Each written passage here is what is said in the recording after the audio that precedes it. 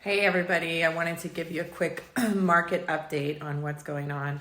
This is my mural in the background that we had done. That's on the back of a Murphy bed. How cool is that? I have an amazing artist. If you want her contact, I'd love it. Anyway, I got distracted.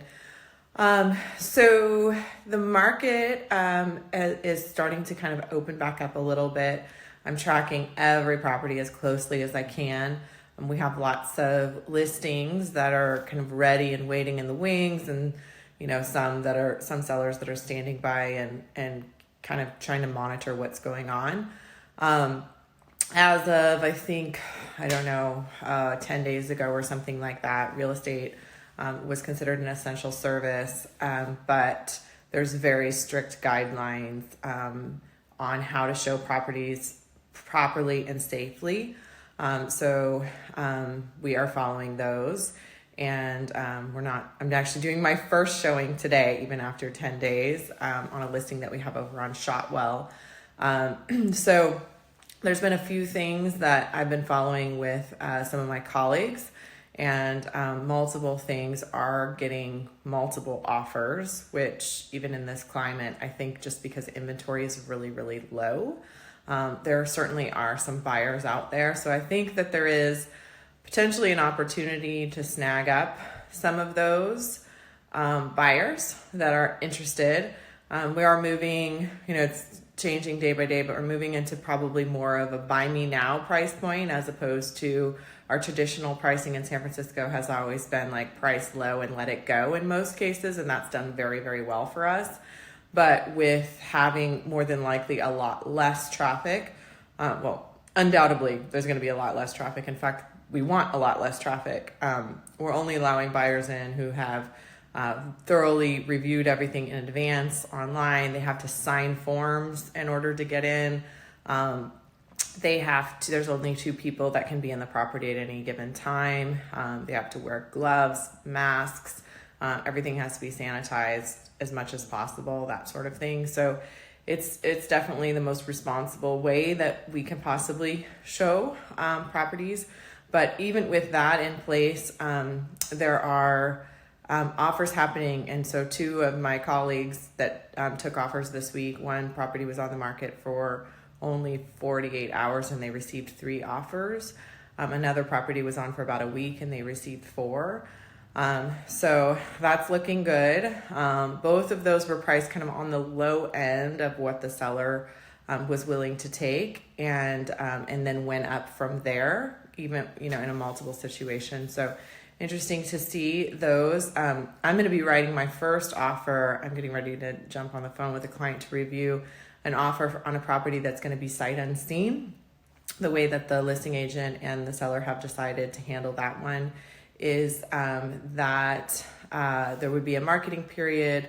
There's a 3D tour on the property, and then everybody can look virtually, and then offers are due on Monday, and basically whoever gets into contract has a 48-hour contingency to go and see the property, and then potentially withdraw their offer or renegotiate based on what they've seen. And then they're hoping, if something happens with offer number 1, that they could slide in offer number 2.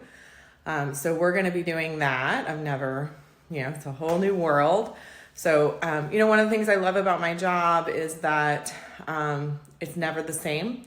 And even though there is a lot of sameness right now, I'm working from home, and the days can be more repetitive than they normally would be in real estate. Learning all of this stuff and figuring out how to navigate this new environment, in a safe, socially responsible way has been challenging, and definitely provides plenty of variety.